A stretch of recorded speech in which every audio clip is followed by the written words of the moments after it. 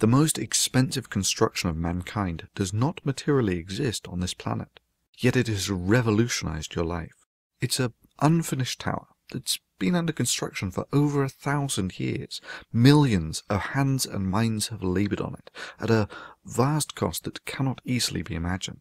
It's built, or grows, at the confluence of societies that are willing to allow people to specialise, in some cases merely to think, for the lust of knowledge, and societies which preserve the discoveries of the dead. It's the mere existence of this tower that means that it's possible for a child of someone who comes from a culture that can just about use fire, can ascend to the level where they can build tools to examine planets around distant stars. It's the ivory tower, forged from the summation of the knowledge of mankind, and it's our single most valuable asset, for if it were lost, it would take us generations to rebuild it.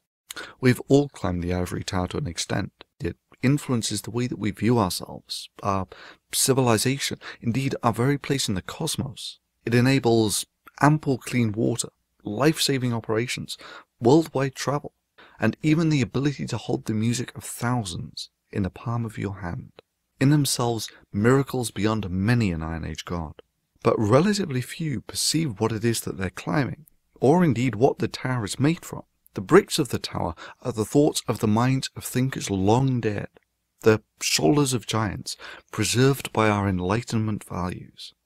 But what makes them strong is the scrutiny of those concepts by others. The free exchange of ideas is the quality control that ensures the structural integrity and expandability of the tower. And it's the growth of this tower that has allowed our enlightened world to proceed from the Wright brothers to landing on the moon in less than 100 years. Indeed, the growth of this tower may yet turn out to be the key component in determining the survivability of our species. But what gives the tower strength is that every brick within it is fully scrutinized for flaws, from all angles, to the best of the ability of the mental craftsmen of that era. There is no dogma, no secret, there is no weakness that cannot be exposed, corrected, or expunged. For where a society accepts dogma, that there are concepts beyond question, whether it's about burning witches or drawing prophets. Another Middle Eastern capital, another Western embassy on fire. That society is locked in that state in perpetuity. It can never advance, it can never grow beyond that dogma.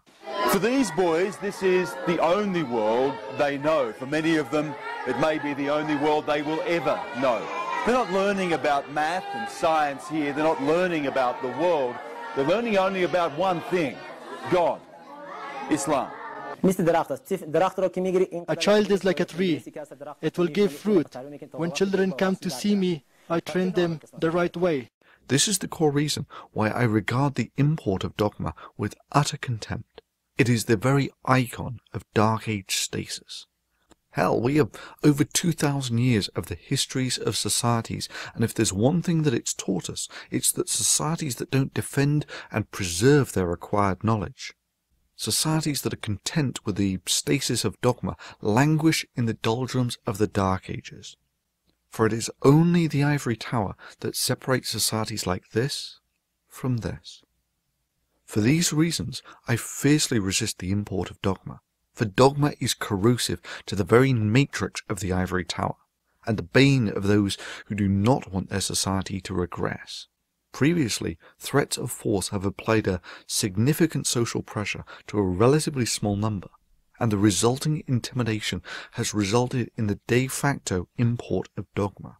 I'd like to ask him and anyone else who agrees with him is watching, is that the relationship they want to have with the free press? Because if we have to use this stupid word offensive, those of us who believe in the Enlightenment and the Constitution and the First Amendment are very much offended by this mad, babyish conduct. But we don't go out and kidnap the nearest Muslim we can find and take him hostage till someone apologizes. Okay. We don't violate diplomatic immunity. We don't, which is one of the most precious things in the international community, much more precious than the right of Muslims not to have their feelings hurt. The whole thing is a scandal, and we're all running scared from it. This trend needs to be reversed. Now, we have the advantage in that we have the summed knowledge of mankind, while in this case, those who wish to import this dogma merely have this dogmatic concept that the Quran is the best and most authoritative book written ever on any subject. We now have the internet, and we are legion. We can cause thousands to tens of thousands of images of Mohammed to be created, and thereby relieve the social pressure on the few that have thus far borne the brunt of this entire pressure.